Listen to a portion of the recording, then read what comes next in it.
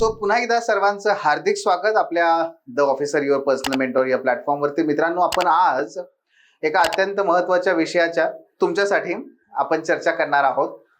आणि हा विषय जो आहे की मला स्पर्धा परीक्षेची तयारी करायची आहे, परंतु मी नक्की आर्ट्स घेऊ का सायन्स घेऊ, हे फक्त इयत्ता 12वी ज्यांनी आत्ता परीक्षा दिलेली आहे त्यांच्यासाठीच आहे असं नाही, हे लक्षात घ्या.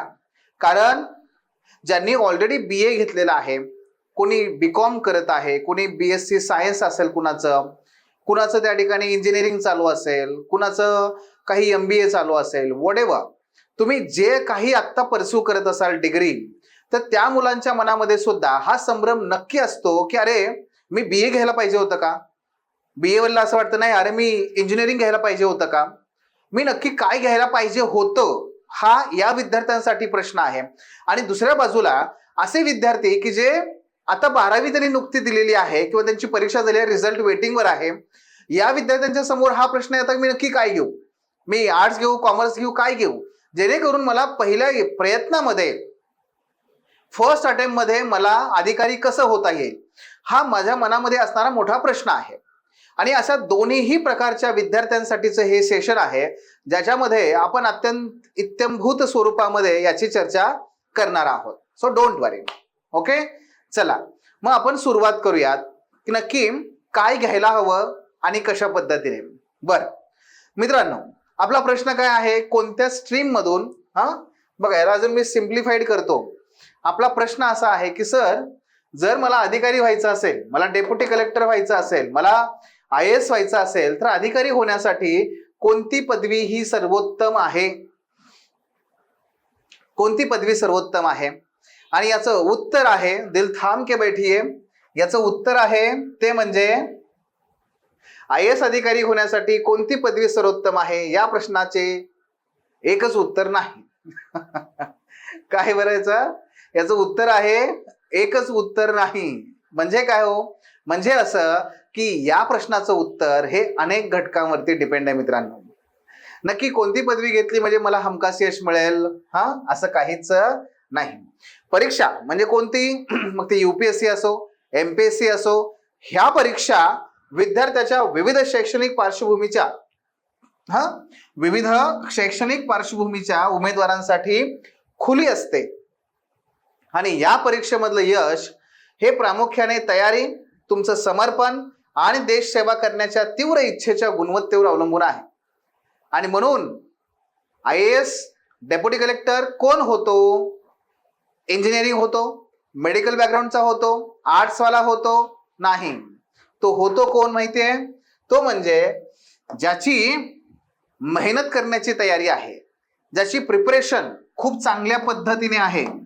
काय बरं, प्रिपरेशन. तो प्रिपरेशन कशी करतोय, कुणाच्या मार्गदर्शनाखाली करतोय, सातत्याने करतोय का, त्याच्या प्रिपरेशन मध्ये काही त्रुटी तर राहिल्या नाहीयेत ना, तो पहिला मुद्दा आहे. दुसरा मुद्दा आहे समर्पण, डेडिकेशन. आणि तिसरा आहे तीव्र इच्छा, येस, पॅशन.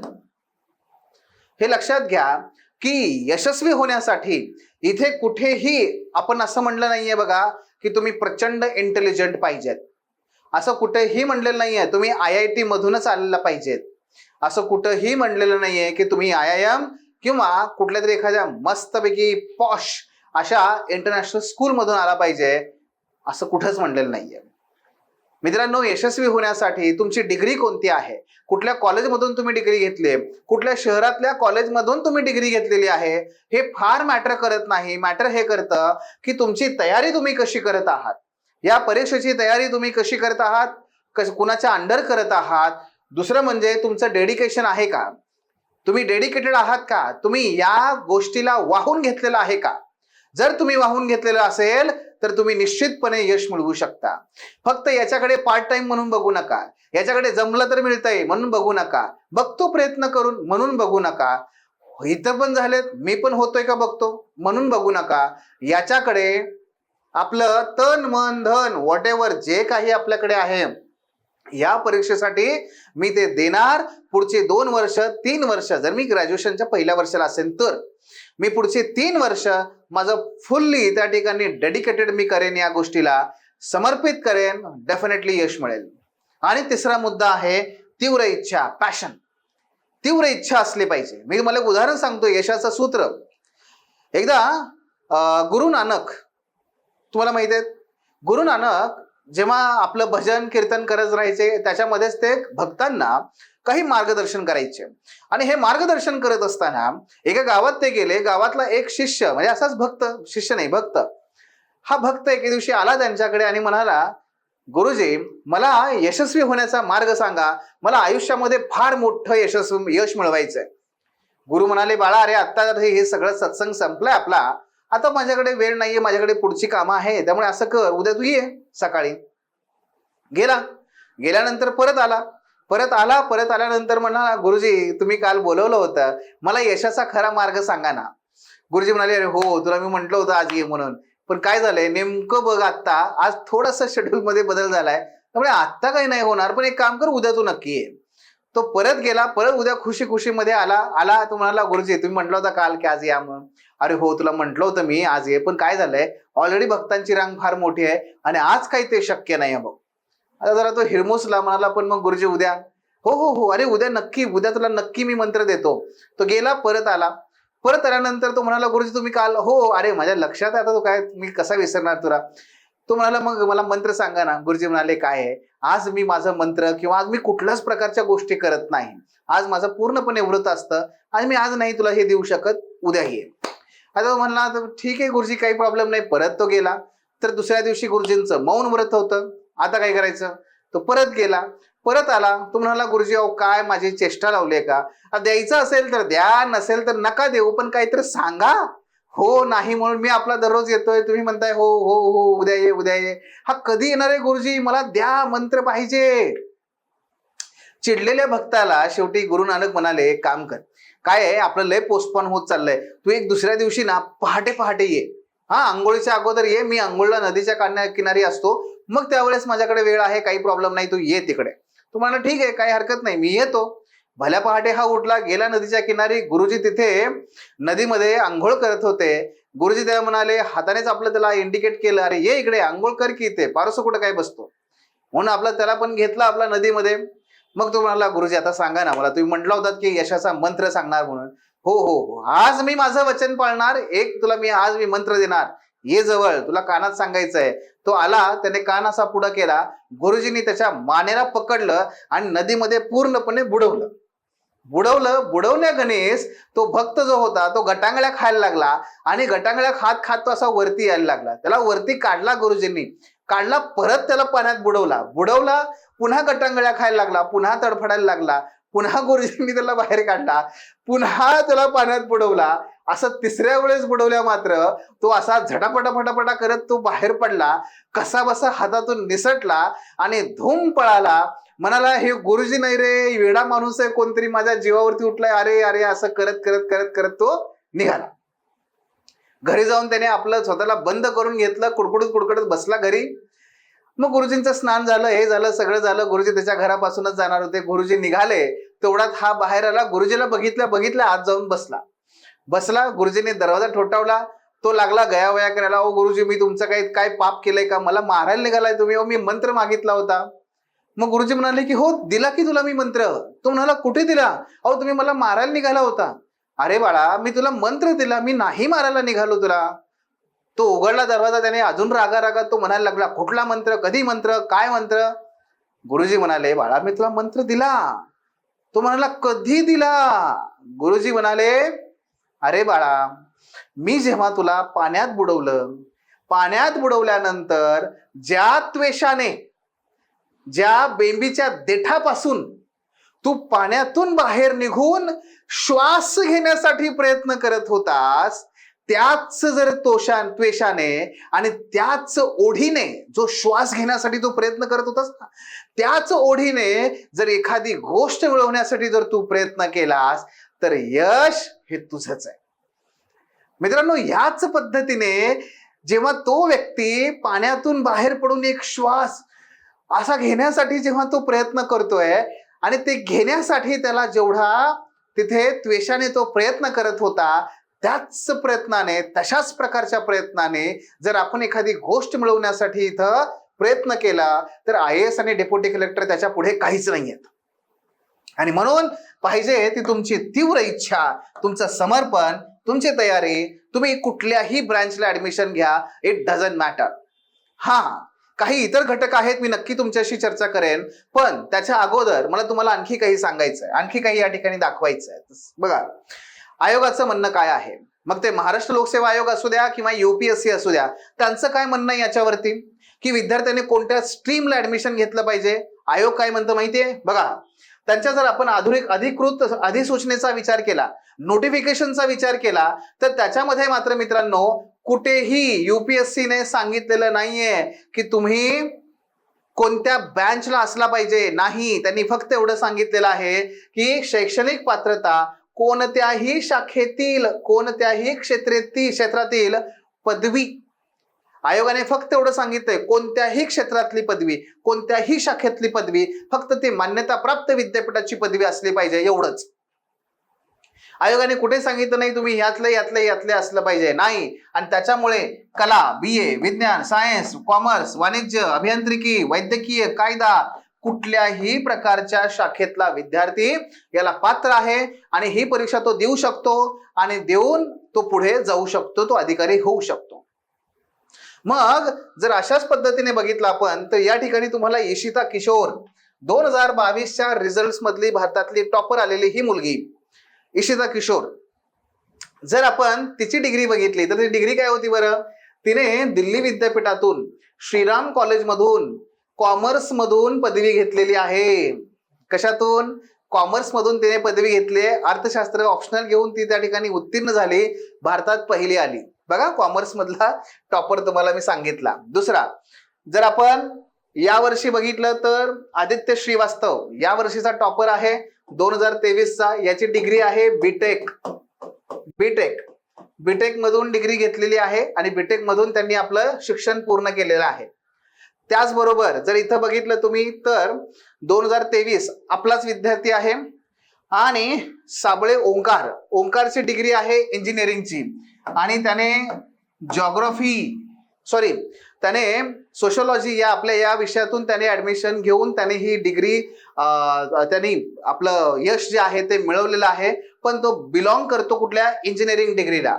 लक्षात घ्या की इथे आणखी एक टॉपर सांगतोय, प्रदीप सिंह 2012 मध्ये मुरथल येथील दीनबंधू छोटूराम विज्ञान व तंत्रज्ञान विद्यापीठातून संगणक विज्ञानामध्ये म्हणजे कम्प्युटर सायन्स मध्ये इंजिनिअरिंग केलेलं आहे प्रदीप सिंहने. आणि प्रदीप सिंहचं वैशिष्ट्य म्हणजे वयाच्या 22व्या वर्षी तो IAS आहे. असंच महाराष्ट्रामध्ये आपल्याला माहिती आहे ते म्हणजे अन्सार शेख हे सुद्धा वयाच्या 21व्या वर्षी IAS आहे आणि BA फर्ग्युसन कॉलेजमध्ये, पुण्याच्या फर्ग्युसन कॉलेजमधून BA केलंय त्यांनी. हा बघा लक्षात घ्या, मी तुम्हाला BA सांगितलं, बीटेक सांगितलं, इंजिनिअरिंग सांगितलं, कम्प्युटर सायन्स सांगितलं, कॉमर्स सांगितलं, अजून आहेत काही. बघा श्रुती शर्मा यांनी या सुद्धा IAS आहेत. मुलीमध्ये टॉपर आलेल्या सेंट स्टीफन कॉलेजमधून इतिहासामध्ये म्हणजे BA इतिहासामधून त्यांनी आपली डिग्री घेतली आणि त्यानंतर JNU मधून म्हणजे जवाहरलाल नेहरू युनिव्हर्सिटी मधून त्यांनी आपलं मास्टर्स केलेलं आहे म्हणजे MA केलेलं आहे. आर्ट्सचाही मी तुम्हाला आता विद्यार्थी सांगितला तोही. आणि हे सगळे टॉपर्स आहेत, मित्रांनो. दरवर्षी UPSC तुम्हाला काय करते माहितीये, एक अहवाल देते, अहवाल प्रसिद्ध करते, त्याला अॅन्युअल रिपोर्ट म्हणतात. 2021-22 या वर्षासाठीचा अहवाल त्यांनी 23 मध्ये प्रसिद्ध केलाय. 72वा हा अहवाल आहे. आणि त्याच्यामध्ये जर तुम्ही हे बघितलं तर त्यांनी काय केलं माहितीये, सक्सेस रेट विज ब्रॉड स्ट्रीम ऑफ डिसिप्लिन 2020चा आता लेटेस्ट डेटा तोच आहे 20चा आता, पुढच्या वर्षी मग 21चा देतील. तर त्यांनी दिलंय बघा की 2020च्या ह्याच्यामध्ये नागरी सेवा परीक्षेमध्ये कोणत्या ब्रँच मधून किती विद्यार्थी उत्तीर्ण झालेत. बघा फार इंटरेस्टिंग आहे हे इथं आहे हे बॅचलर डिग्री म्हणजे पदवीचे मुलं आणि इथे आहे पदव्युत्तर पदवी, बरं का. आता बघा ह्युमॅनिटी म्हणजे काय, ह्युमॅनिटी म्हणजे आर्ट्स, मानवी विद्या वगैरे. किती टक्के रिझल्ट आहे तिथून, 42%. किती, 42%. 197 मुलांचे इंटरव्ह्यू झाले, 84 मुलं पास झाली आहेत ह्युमॅनिटी मधून. म्हणजे आर्ट्स मधून. सायन्स मधून 98 मुलं बसली, म्हणजे बीएससी, बीसीए, बीसीएस हे, आणि त्यातून मुलांचं पास होण्याचं प्रमाण किती आहे? 39.8%. 98 बसले म्हणजे 98चा इंटरव्ह्यू झाला, 39 मुलं पास झाली. मेडिकल सायन्स 70 मुलांनी इंटरव्ह्यू दिला, 31 मुलं पास झाली, 44% रिझल्ट आहे मेडिकल सायन्स. आणि इंजिनिअरिंग 1236 मुलांनी इंटरव्ह्यू दिला, 496 मुलं पास झाली आहेत, 40% रिझल्ट आहेत. संख्येने बघाल तर सर्वात जास्त इंजिनिअरिंग बॅकग्राऊंडची मुलं आहेत अलीकडल्या काळात. मात्र पर्सेंटेज मध्ये बघाल तर सर्वात जास्त आर्ट्सची मुलं आहेत, आर्ट्सची. सो पर्सेंटेज नुसार आर्ट्स आणि संख्येनुसार इंजिनिअरिंग. तेच जर आपण पोस्ट ग्रॅज्युएशन बघितलं, सेम आहे. ह्युमॅनिटी म्हणजे आर्ट्स 42% आणि इंजिनिअरिंग हे जवळपास 41%. मित्रांनो, जर आपण बघितलं तर अलीकडल्या काळामध्ये इंजिनिअरिंगच्या मुलांचं यशस्वी होण्याचं प्रमाण हे खूप वाढलंय आणि आर्ट्सच्या मुलांचं प्रमाण मात्र कमी झालेलं आहे. हे निश्चित आहे. पण तसं होण्यापाठीमागे एक महत्वाचा कारणीभूत ठरणारा घटक होता, तो म्हणजे कोणता माहितीये? तो आहे सीसॅट. हा सीसॅट प्रिलिमच्या परीक्षेमध्ये आल्यानंतर, हा सीसॅट GS2 म्हणून आल्यानंतर, आणि या सीसॅट मध्ये प्रामुख्याने अंकगणित, ठीक आहे बघा, अंकगणित किंवा बुद्धिमत्ता यावर खूप भर असल्या कारणाने, आणि पॅसेजेस, आणि मराठी किंवा आपण तामिळ तेलुगू ह्या विद्यार्थ्यांचा विचार केला ना रिजनल लँग्वेज मधले, तर या मुलांचं काय होतं, इंग्लिश पण फार काही पक्क नसतं, आणि पॅसेज जे असतात ते इंग्लिश आणि हिंदी मध्ये असतात. MPSC ला पॅसेज हे इंग्लिश आणि मराठीत असतात. त्यामुळे महाराष्ट्रामध्ये सीसॅटचा हा काही फार प्रश्न राहिला नाही. पण UPSC ला मात्र जेव्हापासून सीसॅट आला ना, तेव्हापासून इंजिनिअरिंगच्या स्टुडंटचं अंकगणित, बुद्धिमत्ता आणि पॅसेजेस, विशेष करून अंकगणित आणि बुद्धिमत्ता चांगलं असल्या कारणाने, ऍप्टिट्यूड चांगला असल्या कारणाने या इंजिनिअरिंगच्या मुलांचं प्रमाण प्रिलिम पास होण्याचं जास्त वाढलं. प्रिलिम पास जास्त झाल्यामुळे ते मेन्सला जास्त काळ गेले, आणि मेन्सला जास्त काळ गेल्यामुळे तिथे जास्त वेळ, जास्त संख्येने गेल्यामुळे त्यांचा रिझल्ट मध्ये रेशो वाढला. हे एक महत्वाचं कारण ठरलं. म्हणून तर नंतर 2013 मध्ये 11 मध्ये सीसॅट आलं, 13-14 नंतर मग सीसॅट हे क्वालिफाईंग करण्यात आलं. कारण जे इतर विद्यार्थी, इतर शाखेतले विद्यार्थी ज्यांचं गणित, बुद्धिमत्ता कमकुवत असल्या कारणाने त्यांना याचा फायदा होईन असं झालं. त्यांना हा फार मोठा अडथळा ठरला. आजही महाराष्ट्रातल्या मराठी भाषेतून तयारी करणाऱ्या विद्यार्थ्यांना, मग तो कुठल्याही ब्रँचचा असो, तो कुठल्याही ब्रँचचा असो, जर तो मराठीतून तयारी करतोय ना, तर त्या विद्यार्थ्यांचं, आणि ज्या विद्यार्थ्यांचं अंकगणित, बुद्धिमत्ता कमकुवत आहे, त्यांना सीसॅट हा फार मोठा अडथळा ठरतोय. पण हे खरंच तेवढं अवघड नाहीये. योग्य मार्गदर्शन घेतलं तर हे होऊ शकतं. पण मला सांगायचं काय होतं की ही बाब त्याच्यामध्ये आहे. समजतंय? सो हे इथे मला सांगता येईल. एवढ्यापर्यंत पहिला टप्पा आपण करूया. मला तुम्हाला आता UPSCचा रिपोर्ट दाखवायचा आहे, आणि त्याच्यामध्ये हे दाखवायचं आहे की कुठल्या ऑप्शनल मधून घेऊन विद्यार्थी कसे पास झालेले आहेत, जेणेकरून तुम्हाला आणखी छान पद्धतीने ते कळेल. हे बघा, तर हा आहे तोच रिपोर्ट की ज्या रिपोर्ट बद्दल मी आता तुम्हाला सांगितलं. तुम्ही जर इथं बघितलं तर काय बघा, distribution of candidates who appeared was recommended by optional subject. Optional subject जे आहेत तर त्याच्यानुसार जर बघितलं तर आता प्रवीण सांगत होते तसंच, ठीक आहे, की ऍग्रिकल्चर हा जो विषय आहे, हा विषय घेऊन जवळपास 111 विद्यार्थी अपीयर झाले. त्यातल्या 3 विद्यार्थ्यांना रेकमेंड करण्यात आलेला आहे वेगवेगळ्या पोस्टसाठी. म्हणजे पर्सेंटेज जर बघितलं आपण तर पर्सेंटेजचं प्रमाण आहे 2.7%. 2.7% हा ऍग्रिकल्चरचा सक्सेस रेशो आहे. अँथ्रोपॉलॉजी, मानववंशशास्त्रज्ञ, तर मानववंशशास्त्र हा विषय जनरली जे वैद्यकीय, म्हणजेच काय हो, म्हणजेच BAMS, BHMS किंवा MBBS चे विद्यार्थी जे आहेत, टिपिकली MBBS चे विद्यार्थी हे अँथ्रोपॉलॉजी हा विषय घेतात. 1211 विद्यार्थी अपीयर झाले होते. 100 विद्यार्थ्यांचं सिलेक्शन झालंय. 8.3% सक्सेस रेशो आहे. पुढे बघा, बॉटनी मधून 27 विद्यार्थ्यांनी परीक्षा दिली, मुख्य परीक्षा. 2 विद्यार्थी यशस्वी आहेत. केमिस्ट्री मधून 153 जणांनी परीक्षा दिली, 15 विद्यार्थी यशस्वी आहेत. सिव्हिल इंजिनिअरिंग 130 विद्यार्थ्यांनी परीक्षा दिली, 9 विद्यार्थी यशस्वी आहेत. कॉमर्स 210 विद्यार्थ्यांनी परीक्षा दिली, 27 विद्यार्थी यशस्वी झाले. इकॉनॉमिक्स 236 विद्यार्थ्यांनी परीक्षा दिली, 31 विद्यार्थी यशस्वी आहेत. इलेक्ट्रिकल इंजिनिअरिंग 170 विद्यार्थ्यांनी परीक्षा दिली, 15 विद्यार्थी यशस्वी आहेत. मित्रांनो, म्हणजे तुम्ही पहा, प्रत्येक शाखेतून विद्यार्थी परीक्षा देतात. जॉग्राफी 1322 विद्यार्थ्यांनी जॉग्राफी ऑप्शनल घेतला होता, 95 विद्यार्थ्यांचं सिलेक्शन झालंय. त्याचबरोबर geology, history, law, management, mathematics, mechanical engineering, medical science, philosophy प्रत्येक विषयातून विद्यार्थी यशस्वी झालेले आहेत. सर्वाधिक विद्यार्थी जे ऑप्शनल घेतात ते म्हणजे political science and international relationship.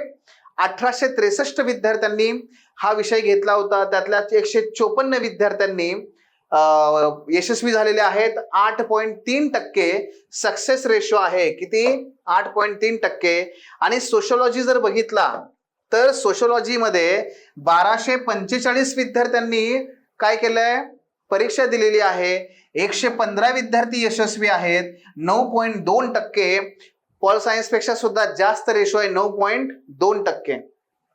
पण अगदी तुम्ही इथं जर बघितलं ना, मला फक्त यातून तुम्हाला सांगायचं काय की ऑप्शनल कोणता घ्या, नाही, मला हे सांगायचं आहे कुठल्याही ब्रँचचा विद्यार्थी त्यांच्या ब्रँचचे ऑप्शनल सुद्धा निवडून यशस्वी झालेले आहेत. प्रत्येक विषयातून विद्यार्थी यशस्वी होतात. हा, पर्सेंटेज कमी जास्त आहे. ऑप्शनल निवडताना कोणती काळजी घेतली पाहिजे त्याचं वेगळं चर्चा करायची आपल्याला.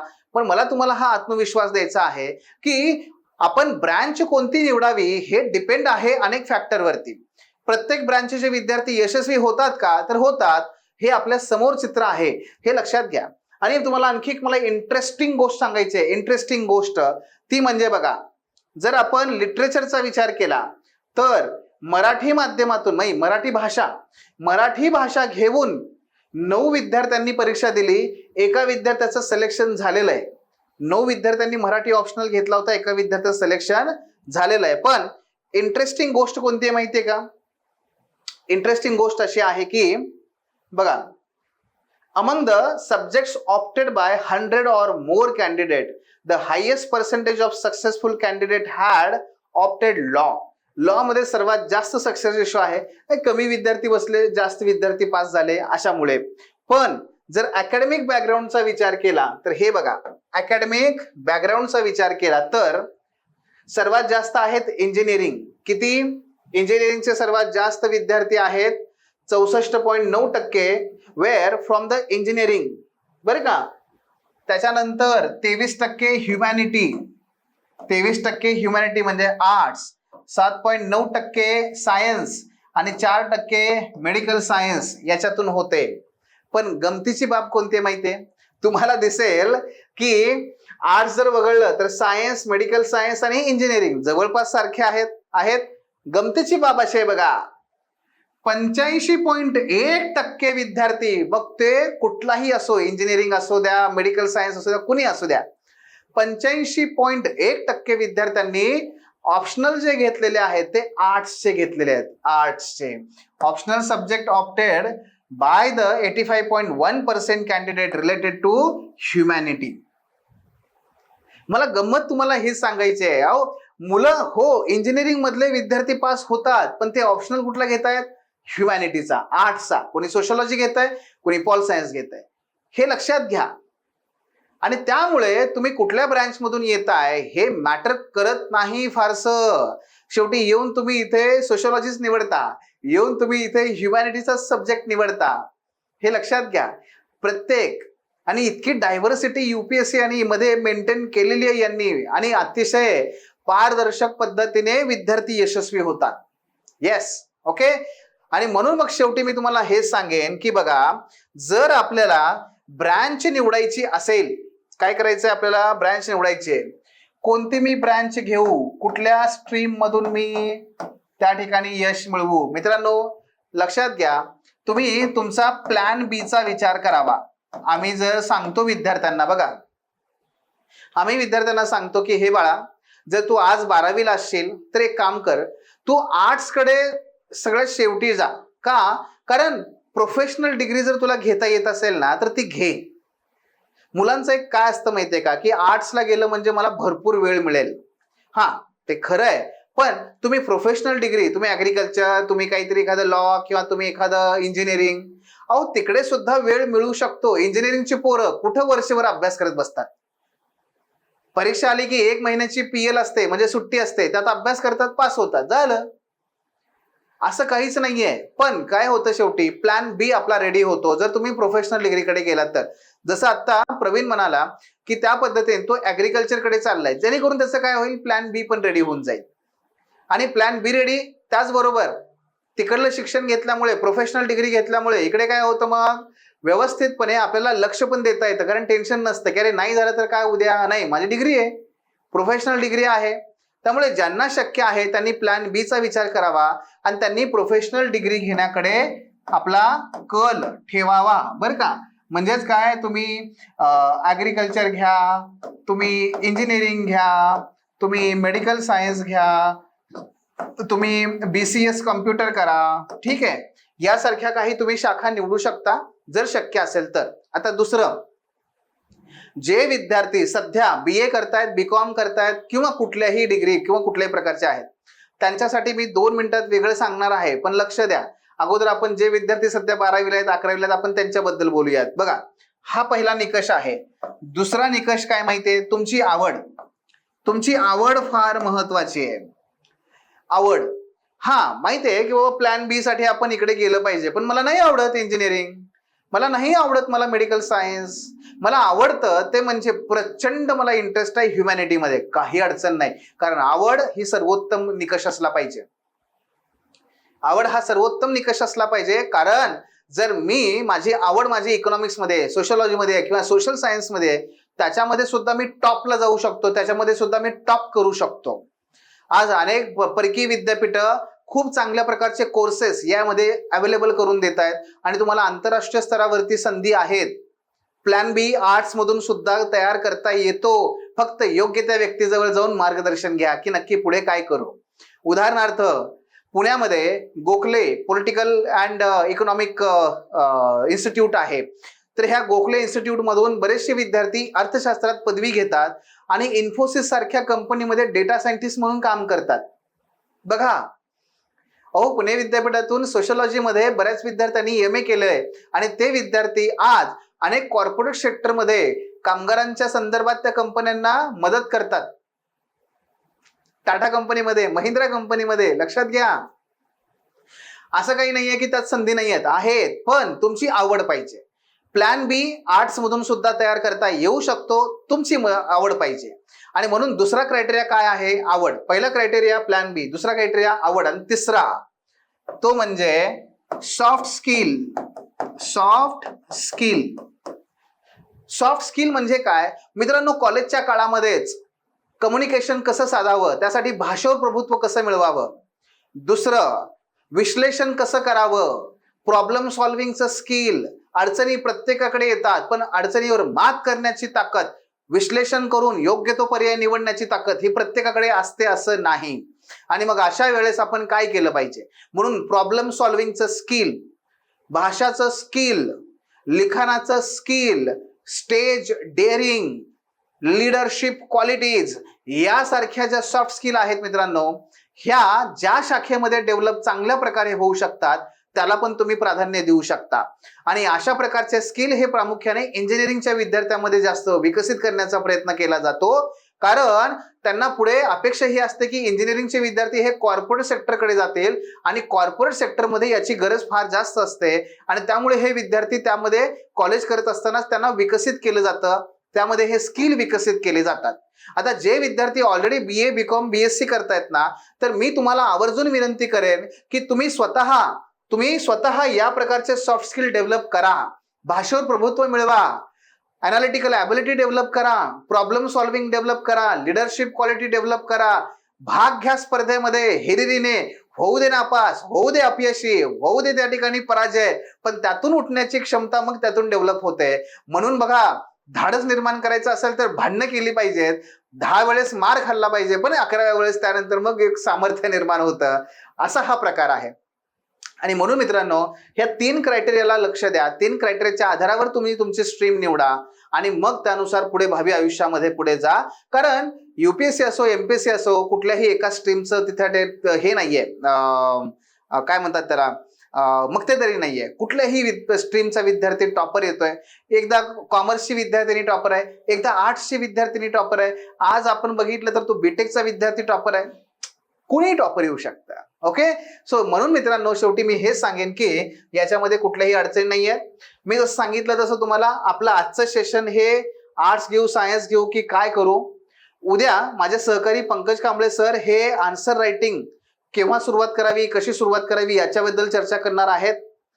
परवा माझे आणखी एक सहकारी इंद्रजित यादव सर चालू घडामोडींचा वापर आणि उपयोग आणि अभ्यास कसा केला पाहिजे, न्यूजपेपर इंटरनेट कसं वापरायचं, काय करायचं याच्याबद्दल सांगणार आहेत. आणि आणखी डॉक्टर सुहासिनी गोडके मॅडम ह्या तुमच्याशी स्टेट बोर्ड आणि NCERT नक्की कशा वाचाव्यात, का वाचाव्यात, कसा अप्रोच ठेवावा याबद्दल बोलणार आहेत. सो ही 4ही सत्र लक्षात घ्या. आजचं तुम्ही हे सत्र आयोजित हे केलंच अटेंड, पुढचंही सत्र अटेंड करा, निश्चितपणे तुम्हाला फायदा होईल. आणि हे दररोज संध्याकाळी आपण 7 वाजता या गुगल लाईव्ह वरती आपण ठेवलेले आहेत. डेफिनेटली तुम्हाला त्याचा फायदा होणारच आहे. ओके, त्याचबरोबर हे आपलं ऍप आहे, या ऍपला तुम्ही डाउनलोड करू शकता. याच्यामध्ये अनेक फ्री कोर्सेस आहेत. या फ्री कोर्सेसमध्ये तुम्ही पाहू शकता, अनेक टॉपर्सशी संवाद साधू शकता, अनेक टॉपर्सचे ऍडवाइजेस इंटरव्ह्यू त्यामध्ये बघू शकता. हे सगळं याच्यात आहे, फ्री कोर्सेस आहेत. बेसिक माहिती तुम्हाला यातून मिळेल, कसं करायचंय कसं जायचंय पुढे हे कळेल, आमच्याशी कनेक्ट राहता येईल. ऍप डाउनलोड करा आणि निश्चितपणे याचा फायदा घ्या. तुम्हा सर्वांना सगळ्या खूप खूप शुभेच्छा आहेत या संदर्भात. The officer your personal mentor चॅनलच्या नवनवीन अपडेट्ससाठी चॅनलला लाईक, सबस्क्राईब आणि शेअर करा. थँक्यू.